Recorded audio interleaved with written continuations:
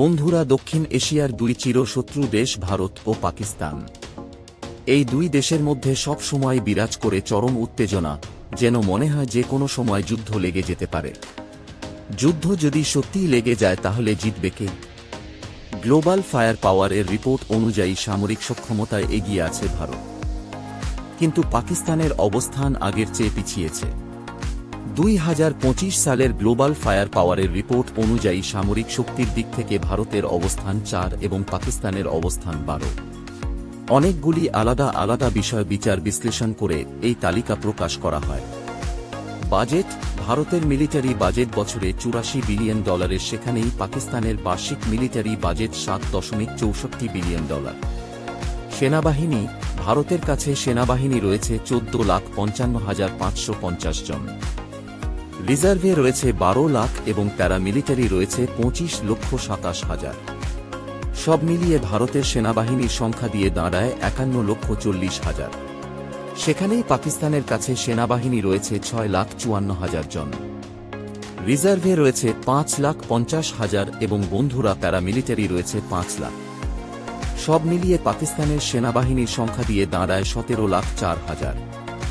ভারতের কাছে যুদ্ধ ট্যাঙ্ক রয়েছে 4,716টি, আর্মার্ড ভেহিক্যালস রয়েছে 1,48,595টি, সেলফ প্রোপেলড আর্টিলারি রয়েছে 100টি, টাউট আর্টিলারি রয়েছে 3,975টি, রকেট লঞ্চার রয়েছে 2,752টি।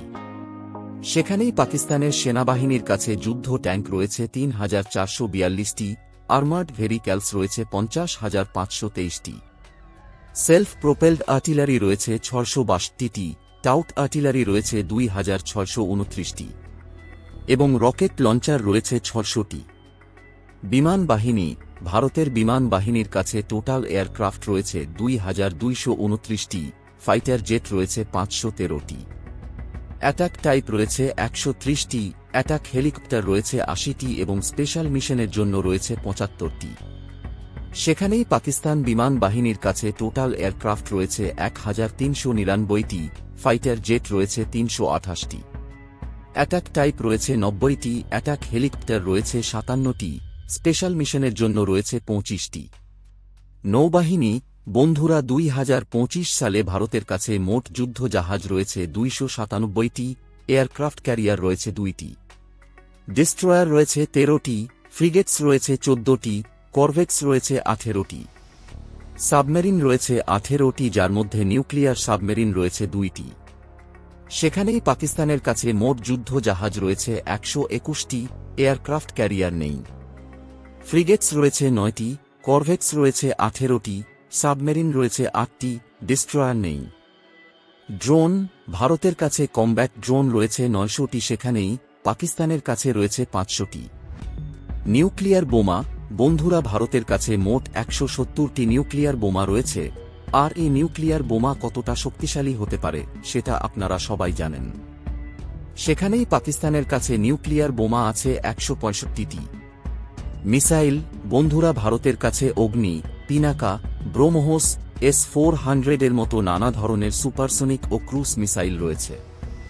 ভারতের যে অগ্নি 5 মিসাইল রয়েছে এর রেঞ্জ 4,000 থেকে 5,000 কিলোমিটার পর্যন্ত, যা এই দূরত্ব অতিক্রম করে শত্রুপক্ষকে হামলা করতে পারে। সেখানেই পাকিস্তানের কাছে শাহিন, গজনভি, গৌরী, বাবর ক্রুজ মিসাইল রয়েছে। পাকিস্তানের শাহিন মিসাইলের রেঞ্জ 2,725 কিলোমিটার পর্যন্ত, যা এই দূরত্ব অতিক্রম করে শত্রুপক্ষকে হামলা করতে পারে।